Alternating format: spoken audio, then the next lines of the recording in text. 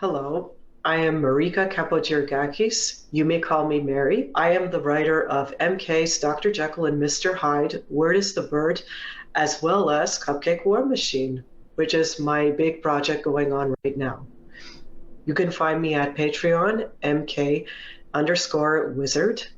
or Linktree, MK_wizard, which has my links to everything, including ways to support me, to vote for me, and find every single one of my socials. And you're watching Two Geeks Talking. Good morning, afternoon, evening, everyone. Two Geeks Talking is an entertainment industry interview show where we interview the creative people from the comic, film, TV, movie, and video game industries. Of course, I'm your host, Kurt Sasso. We are joined today on another interview on the show here, talking with a creative person in the entertainment industry, this time in the comic field. She has been on the show before. You remember her work from Dr. Jekyll and Mr. Hyde series that she has created, which is still an amazing series. If you haven't checked it out, check out the past interview. Today, by the ever-talented Mary. How are you doing today? I'm doing great. And you? How are you? I'm doing good. For those that don't know anything about yourself as a creative person, tell us who you are and, of course, what you're bringing to Two Geeks Talking. My name is Mary Kapogeorgakis. Of course, you may just call me Mary. I am a stay-at-home wife and mother of one. I like to bake, I like to sew, and most importantly, I am a full-time webcomic creator. I have 3 webcomics to my name. My first one, as Kurt mentioned, is Dr. Jekyll and Mr. Hyde, which is completed now. And my second one, which is still ongoing and just a very small gag-a-day family comic, Word is the Bird. And my current big project, which is actually near completion even as we speak, is Cupcake Warmachine. I didn't realize that Dr. Jekyll and Mr. Hyde had completed. Congratulations on that. That was a fun series. Thank you very much. I was very proud to stick it out. And I intend to do that for many projects to come in the future. Cupcake Warmachine was something that you hinted at on our last interview, and it's been all over a year almost this point in time since our last time we chatted. Tell us what Cupcake Warmachine is all about, because I love the art style. I love everything that you've done so far that I got to read through. This is an amazingly fun and colorful comic. Cupcake Warmachine is a series that was inspired by 2 very important things in my life, my past and my present. Namely, in how my present did not turn out the way I thought it would in the past. I'm actually very happy that it is the way it is now. Cupcake Warmachine is about a war machine named Android who fought in the Fourth World War in 2500. But what had happened is that during his first mission, he got severely injured, so to say, and went into a coma for 500 years. Then he wakes up around the year 3000, we'll say, and his body has been recycled into a new one, a more tame one, and he's given the new role of being an assistant cupcake and cookie baker. And he hates it. Well, I mean, career changes are always difficult, that's for sure. It's not just a career change for him, it's a whole life change. I mean, a lot can happen in 500 years. That's true. We unfortunately won't be around to see what happens in 500 years, but hopefully the comic remains available for the masses. It's what I'm aiming for. Your world that you've built here and your cast of characters, let's describe some of the characters that you've created for this, because like I said, it's beautifully drawn and colored, and they seem very energetic and engaging as well. In short, the characters are both caricatures and at the same time deconstructions of many common tropes you see in the 80s and old anime, especially Stella Starchild, who is Warwick's foster big sister, so to say. She's a trope on that female companion who's usually very aggressive to the male protagonist to the point where she even gets physically violent. As you can see, Stella is nothing like that. Stella is surprisingly patient, even for dealing with somebody like Warwick. She's compassionate, she's kind, and she reacts with good nature. Well, namely the protagonist, let's talk about him. Warwick is the caricature of your typical 80s action hero and also your protagonist in animes, specifically tournament anime, where the guy is ultra focused on winning the tournament, being the best at what he does. But the deconstructed part of it is that being too engaged in winning and too competitive and too fixated on your goal can get very toxic to the point where you lose sight of the fact that these things like prizes and all that, well, first of all, they don't matter as much as you think they do.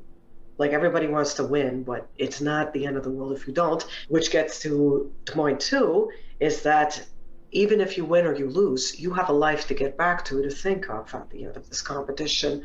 The way you acted matters. The way you treated people matters. The impression you left on everyone matters. And also, you have to have a plan for the future. And that's something work doesn't quite have yet. Great that you're taking the time to construct these characters and to actually give emotions when it's very easy to fall into the tropes of comics and anime have done in recent years. I find that some of the things that comics and anime have done comics more is that I find that they've forgotten that it's important to make these characters relatable and very fleshed out. You can't just make them into one thing, like the guy who's action-oriented, the guy who's broody, the guy who's funny, and be nothing else. I mean, just we as people, we're very complex. It feels like the cookie-cutter aspect of character creation has been taken to that next level where they're only one-dimensional, even though they're in 2 and 3D spaces. That, and it's not good. We owe it to our audiences to give them well-written characters. Not many creators either have time to do that, or maybe they're doing multiple projects and can't focus in what their current project is as much as we'd like them to be. I think it's a lot of factors, and it's not really up to me to judge because I can't judge what goes on in a person's personal life. But all I can say is that it's not entirely that either, because I myself am focusing on multiple projects. And when I am focusing on a current work, I give it my all and give it my focus to make sure that it's as great as it can be. That includes characters. And you see that in your Dr. Jekyll and Mr. Hyde, and of course you definitely see it in Cupcake Warmachine as well. What has been the fan reaction to your comics? Because I see it on my social media feeds. I see it pop up. I try to like and retweet as much as I can. But what have been some of the reactions to your characters and the comic that you've created? Not to toot my own horn, but people love it, and it makes me very happy. A lot of people have even compared to my work to having ties to the 80s and anime, which is what I was aiming at. And to see them detect that, it makes me happy. It makes me feel like I did everything right. So the fan reaction has been stellar, actually, for what it is, especially for a small one-off comic. Cooking is always a passion and a solace for many people here as well, too. Obviously, cupcakes are one of your themes of your comic itself, and I know you've done other things as well too. Some recipes that are comfort food to yourself and to your family that you may bring into this comic. Well, you've pretty much seen it already. It's a lot of the cupcakes, the cookies, and especially the recipes you see in the recipe section of my website. But a lot of the recipes that you see online, like a lot of the creations, especially the competitive ones, they're not stuff that I could ever make, but they are stuff that are inspired by things I've seen in cooking competition shows. And obviously, I'm not trying to copy. I'm just trying to do my own original thing, but I think of what would be worthy of being a showpiece and take it from there. What's your go-to recipe that you can always turn to that either reminds you of a wonderful time in the past or a current time in the present? It has to be my chocolate chip cookies. Everybody who eats them loves them. I myself love them. My son loves them, and my husband absolutely loves them. Every time he wants me to bake, they are one of the number one things he requests.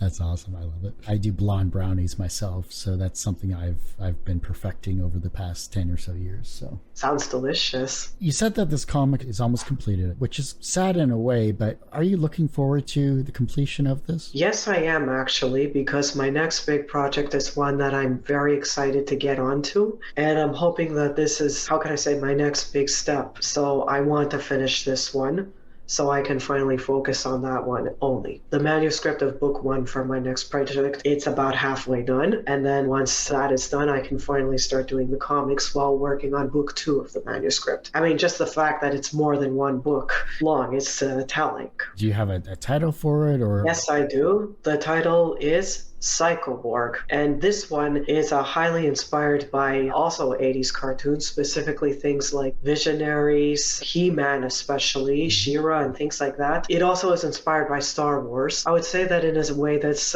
comic is a love letter to my husband because he's a big Star Wars fan and he's a very big fan of clever writing and such. Basically, it begs the question of the He-Man setting is, what if Skeletor was actually the good guy and He-Man completely misunderstood his own situation? And no, this is not like She-Ra, not at all. Because a lot of people said that that's essentially She-Ra's plot, but trust me, it's not She-Ra's plot. Psychoborg is also my first ever comic that is not going to be aimed at children at all. This is going to be my first for 100% adults work. There will be like on-screen action and even the presence of blood, even especially swear words from the titular character, Psychoborg himself. Yeah, he has a bit of a dirty mouth.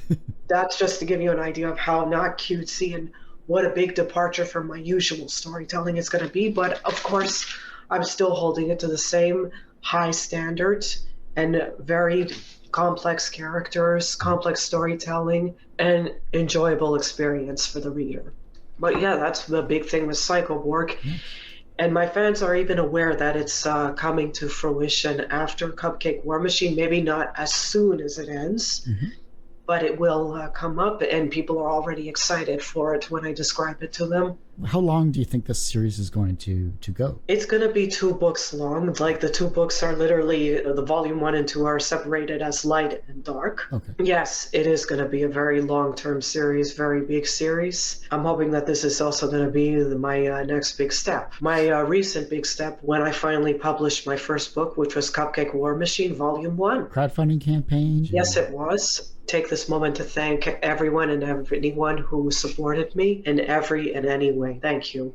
You made that possible, and I love you for it. It's great to have support from a fan base that you've been building for a while now, and I'm glad to see that. Like you said, your next step is going to be Psychoborg, so I can't wait to see what you have in store for that. And tell us all about it, because I'd love to see comic format you're going to use for it and your styling and everything like that. I'd love to be here again. In fact, I intend to come back because it's always a pleasure to talk with you, Kurt. You're a wonderful host. Oh, well, thank you. You're an amazing person yourself for pursuing your passion and your dreams here and bringing joy to the world with everything that you've created so far, even if you're going down the adult path in your next series. Thank you. And well, I like to switch it up. Like, nobody likes to write the same way all the time. It's like eating. If you eat the same thing all the time, even if it's something you like, you get tired of it. You have a great idea, why not go with it? Oh yeah, you have to. I mean, but that's why we're creative people in our own rights, in our own styles, because we are just the way we're built.